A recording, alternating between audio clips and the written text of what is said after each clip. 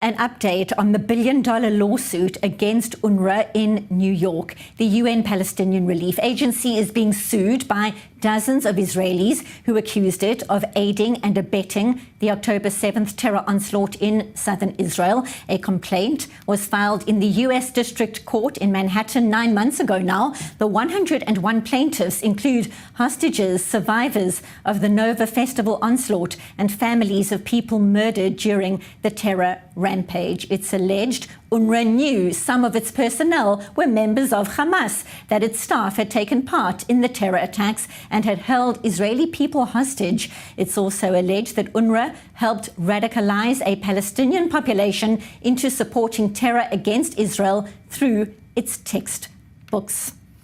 So for more, it's a pleasure to welcome to studio Avery Sammet, founding member of the company Amini LLC, based in New York and the lead trial counsel in this case. He's obviously visiting the country right now, so welcome. This $1 billion lawsuit pending in New York, but you specifically have been meeting with families implicated and involved in this case, affected by this case. Talk to us about what you are learning.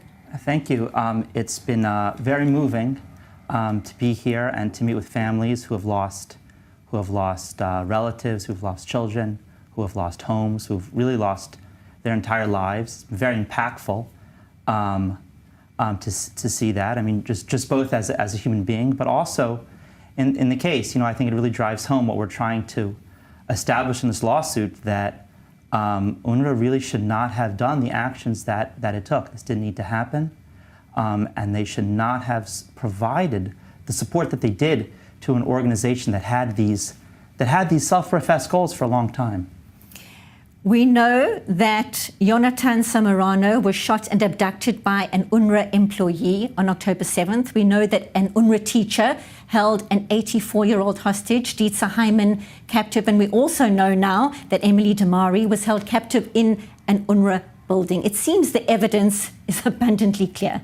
Well, in addition to that, we allege that the policies that were instituted at UNRWA, at the very top of the organization, not just individuals in Gaza, but the policies were designed to support Hamas. We've alleged that they built Hamas headquarters underneath the UNRWA headquarters, that they put rocket launchers in the UNRWA schools to protect them from attack, that they transferred $20 million a month in US dollar bills to Gaza so that Hamas could use it for smuggling, that they instituted a jihadi curriculum on top of the regular curriculum. And so, we've alleged that it wasn't just individuals in Gaza, but that the leaders of this organization as a whole were enacting these policies.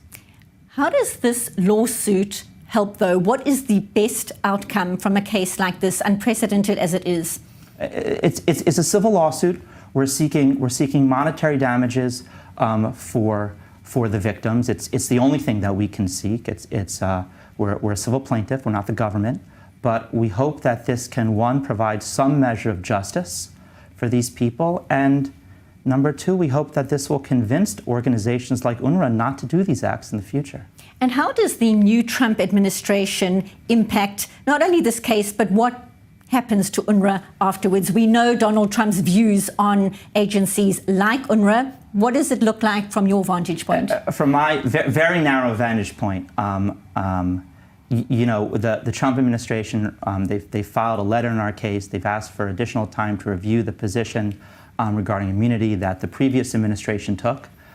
So we're hopeful that they will change that position and support our position in the lawsuit.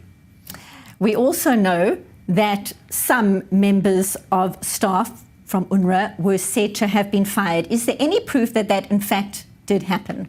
Well, I'm not 100% sure about that, but I'll tell you that, again, the people that made the policy decisions to put the headquarters in their headquarters, to send this cash, dollar bills to Gaza, those people haven't been fired. Those people are still there. To Gaza, those people haven't been fired. Those people are still there. So what is the response so far, to your knowledge, from UNRWA? The response has been very minimal from my perspective. Their papers in court have only said simply that they should be immune from these actions, from aiding and abetting mass murder and mass rape and these atrocities. That's really been their response in court, that they should be immune from that. And they should be immune. Why exactly? Well, they're claiming that they have immunity. And by the way, immunity just means that they can't be sued, they can't be held responsible. They are claiming that they should have it because they're affiliated with the United Nations. And we say they don't have immunity under that treaty. And even if they did, no one is immune from these acts. And very briefly, when you look at the end goal of a case like this, what kind of timeframes are you looking at realistically? It's hard to say. Cases like this tend to play out over a number of years. There may be appeals. It really depends on the actions of UNRWA. And I would encourage them to, nothing stops them from compensating these victims today.